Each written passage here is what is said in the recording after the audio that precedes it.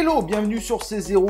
Aujourd'hui, c'est l'épisode de la douleur, celui qui fait mal. Comment déclarer ses impôts crypto-monnaie en France? J'ai pas fait cet épisode tout seul, je l'ai fait avec Walsio qui m'a accompagné pour bien répondre à l'ensemble de vos questions. C'est pas si dur, mais ça peut être vite complexe au final quand on touche à tout dans l'univers des crypto-monnaies. Donc on va voir comment déclarer, les obligations qu'on a, comment faire le calcul et pas mal de questions autour de votre résidence, si vous partez, etc. Ces fameux 305 €, si je fais du farming, du stacking, etc. Les ICO. Bref, plein de questions, plein de réponses. Donc reste avec nous, on va tout traiter et c'est vraiment important de regarder cette vidéo jusqu'au bout. Allez, on y va. Let's go!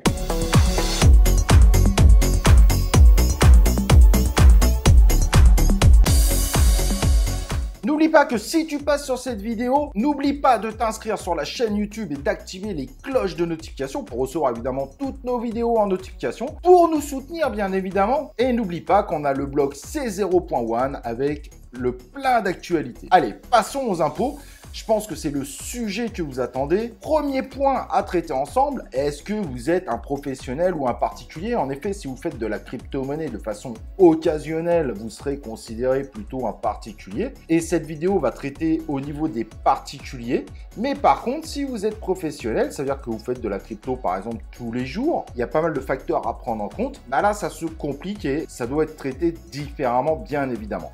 Si tu veux savoir si tu es considéré professionnel ou particulier, va voir notre ancienne vidéo autour de ça. Tu as vu là l'image, tu as également la fiche pour cliquer dessus pour voir du coup si tu dois te considérer particulier ou professionnel. Donc au final, en termes d'impôts en France, il y a deux obligations fiscales à respecter. La première, c'est la déclaration de vos comptes détenus à l'étranger. Et c'est pareil pour les comptes bancaires, mais pour les exchanges, vous devez faire en effet une déclaration de vos comptes. Et attention, ce ne sont pas que les comptes qui sont actuellement ouverts, c'est tous les comptes qui ont été actifs à un moment de l'année. Et ça, c'est très important de le comprendre. Si vous avez par exemple ouvert votre compte sur Binance l'année dernière, que vous l'avez fermé au mois de janvier, eh ben, il faut quand même déclarer ce compte, même s'il a été fermé. Donc, n'oubliez surtout pas ça, c'est très important. Vous allez utiliser le formulaire 3916 bis. Le 3916 et 3916 bis maintenant sont le même pour pouvoir déclarer chacun de vos comptes sur les exchanges sur lesquels vous êtes présent ou sur lesquels vous avez été présent. Attention, il y a des amendes qui sont plus ou moins fortes selon si on pense que vous avez volontairement oublié de faire cette déclaration ou si vous avez oublié de le faire de façon non intentionnelle. Dans tous les cas, je vous recommande de déclarer tous vos comptes. Sachez d'ailleurs au passage que si vous utilisez Walsio, excellent outil et le meilleur dans le domaine bien évidemment, vous avez le lien en description. Si vous êtes un peu perdu, que vous n'êtes pas un pro de la fiscalité, je vous recommande fortement d'utiliser cet outil qui va clairement vous simplifier la vie en termes de déclaration. Walsio par contre ne gère que le cadre des particuliers. Mais c'est incroyable, le nombre de choses qu'il gère, c'est ultra complet. Et donc la deuxième obligation fiscale que vous avez, c'est bien évidemment de déclarer les fameuses transactions imposables. Les transactions imposables concernent à un moment où vous avez transformé votre crypto-monnaie en monnaie fiat, euros, dollars, etc., etc. Mais attention, même si cette transformation peut vous paraître invisible, vous avez quand même l'obligation de faire ce calcul. Je vais vous donner un exemple. Vous utilisez votre carte Binance, vous allez à la boulangerie, ça prend sur vos crypto-monnaies, mais en réalité, vous payez en euros, donc il y a bien un passage crypto-monnaie, monnaie fiat, et donc il faut le prendre en compte dans votre calcul. Si vous donnez de la crypto-monnaie à d'autres personnes, il faudra penser qu'il y a un système de dons, qui est encore une autre façon de faire. Mais toute utilisation de la crypto-monnaie pour acheter quelque chose ou s'offrir un service doit rentrer dans cette déclaration. Le moindre oubli sera évidemment sanctionnable. On va voir évidemment comment faire ce calcul de façon simplifiée. Si maintenant évidemment vous faites beaucoup d'opérations, partez vraiment sur un outil comme Walsio. C'est vraiment une très grosse recommandation que je peux vous faire qui se connecte à vos différents exchanges, etc. À la main, c'est très rapidement ingérable. Cependant, pour faire la déclaration, il faudra utiliser le formulaire annexe 2086 en utilisant un outil comme Walsio. Tout sera fait pour vous aider, pour vous simplifier tout simplement le travail. Voilà les éléments qui vont être essentiels pour calculer la plus-value ou la moins-value. Parce que je ne l'ai pas forcément dit, mais sachez que même si vous faites de la moins-value, vous avez l'obligation de faire une déclaration. Vous payerez évidemment 0 en impôt, mais par contre, il faut quand même faire la déclaration. Donc, ce n'est pas qu'au moment où on fait de la plus-value qu'on doit faire cette déclaration. Donc, les éléments très importants pour pouvoir faire vos calculs, le cash in, donc l'ensemble de l'argent monnaie fiat, en France, c'est l'euro bien évidemment, que vous avez investi dans la crypto-monnaie, donc le total, et à chaque fois que vous utilisez votre crypto-monnaie pour passer en euros, il faut connaître la valeur totale de votre portefeuille à chaque fois que vous faites ce passage. Donc, comment faire ce calcul? Je vais vous donner un exemple. J'ai acheté dans le passé pour 1000 € d'Ethereum et aujourd'hui, la valeur totale de mon portefeuille coûte 28 000 €. Donc, cash in 1000 €, valeur de mon portefeuille 28 000 €. À ce moment-là, je récupère pour 5000 € d'Ethereum sur mon portefeuille global qui aujourd'hui en vaut 28 000. Donc, pour ce calcul, je vais déjà commencer par calculer le pourcentage de mon retrait. 5000 fois 100 divisé par 28 000 €. Et oui, je compare le retrait que j'ai fait par rapport à la valorisation totale de mon portefeuille, ce qui fait 17,86%. Ensuite, je calcule ce que cela représentait en termes d'investissement initial. Donc, 1000 fois 17,86%, ce qui fait 178,6 €. Et à ce moment-là, je retire cette partie-là de mon retrait, donc 5000 moins 178,6 €, ce qui fait tout simplement 4822 €. Et donc, ça représente ma plus-value, et c'est ma plus-value qui est imposable. À partir de ça, je sais que je vais devoir payer 30% d'impôt sur cette partie plus-value imposable, donc ce qui fait 1446,6 € d'impôt à payer. Si jamais je fais plusieurs opérations, là j'ai fait cette opération à ce moment-là, dans une semaine j'ai encore envie de retirer de l'Ether bien évidemment, et bien ce qui va se passer par contre c'est que mon cash in a baissé, je partirai maintenant de 1000 € moins 178,6 €, et oui j'ai déjà payé ma plus-value sur cette partie-là. Donc, mon cash-in a automatiquement baissé proportionnellement de ce que j'ai retiré. Je sais, c'est pas forcément simple, mais imaginez. Mais évidemment, à ce moment-là, il sera indispensable de recalculer la valeur totale de mon portefeuille.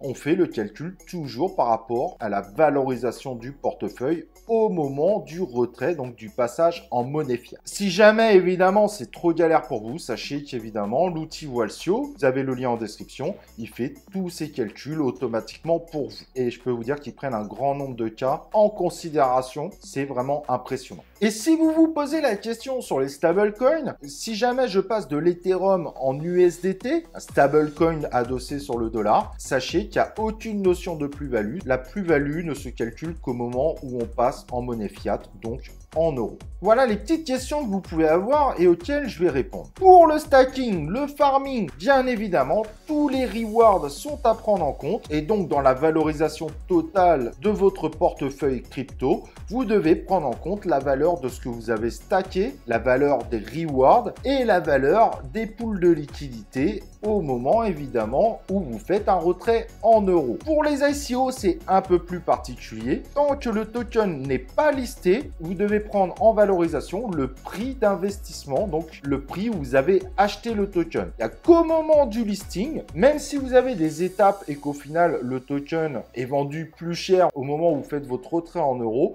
on ne considérera que le prix investi de base dans l'ICO jusqu'au moment du listing. C'est au moment du listing que la valorisation de cette partie-là va changer et donc on doit prendre en compte le prix du token sur le marché tout simplement. Tous les calculs que vous faites pour la plus-value et la moins-value, sachez évidemment que vous devez faire une addition. Vous devez additionner à chaque fois plus plus-value, plus moins-value. Ça peut arriver malheureusement et c'est sur le total que vous payerez ces 30% d'impôts. On me demande souvent, mais alors du coup, est-ce que je dois déduire ces 305 euros? Donc il y a bien en effet une histoire de 305 euros, mais peu de gens la comprennent. En gros, si vous passez moins de 305 euros de crypto à de la monnaie fiat, donc de l'euro, dans le courant de l'année, vous n'avez pas à faire de déclaration. En revanche, si votre passage de crypto-monnaie à de la monnaie fiat dépasse les 305 euros sur l'année, les 305 euros ne sont pas à déduire, ils disparaissent tout simplement et vous devez payer la plus-value sur l'ensemble et non pas déduire les 305 euros. Attention de ne pas faire cette erreur, j'ai entendu beaucoup de choses complètement fausses sur cette notion de 305 euros. Et les 305 euros ne concernent pas la plus-value,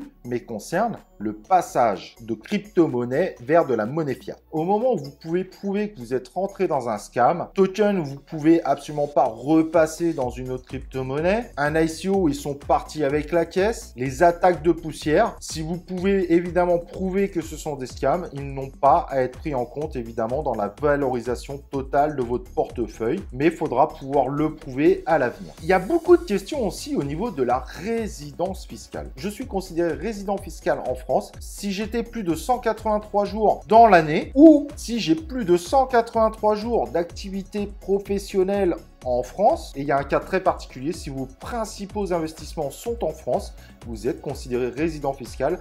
Mais là, il y a tellement de cas possibles qu'il faudra voir évidemment avec un fiscaliste pour vous aider. Attention pour ceux qui veulent s'expatrier dans d'autres pays, sachez qu'il y a de la rétrocession et que vous aurez l'obligation malgré tout de payer des impôts, même si l'année suivante vous partez dans un pays étranger beaucoup plus crypto-friendly, sachez que vous aurez des impôts à payer et qu'il faudra faire un calcul de plus-value. Et si vous partez avec l'objectif de ne pas payer d'impôts, vous serez considéré en évasion fiscale. Ceci est très fortement puni légalement. Pour la base initiale, si vous étiez résident dans un autre pays au moment où vous avez acheté votre crypto-monnaie, sachez qu'en France, c'est simple, c'est tous les investissements initiaux qui sont pris en compte, peu importe si vous étiez en France ou pas au moment de vos investissements en crypto-monnaie. On ne prend pas en compte la valorisation du portefeuille au moment où vous êtes résident français, mais même si vous n'étiez pas résident français, c'est en réalité au moment de l'achat de vos crypto-monnaies qu'il faut prendre en compte pour le cash-in.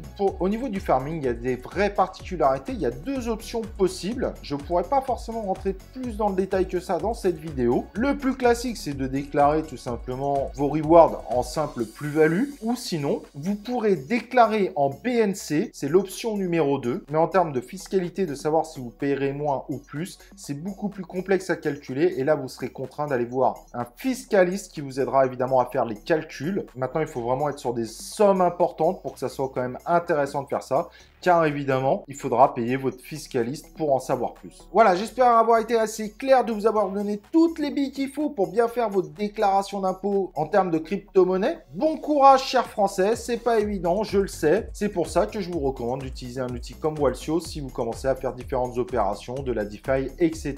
Parce que sinon, à main nue, c'est juste meurtrier. Mais bon, si tu veux te détruire le cerveau, vas-y. Mais tu as un risque réel en cas de contrôle fiscal d'avoir des petits soucis. En revanche, il est vrai qu'en utilisant des outils comme Walsio, si vous faites toutes les connexions possibles, en général, vous serez considéré comme de bonne foi d'utiliser un outil pour faire votre déclaration d'impôt.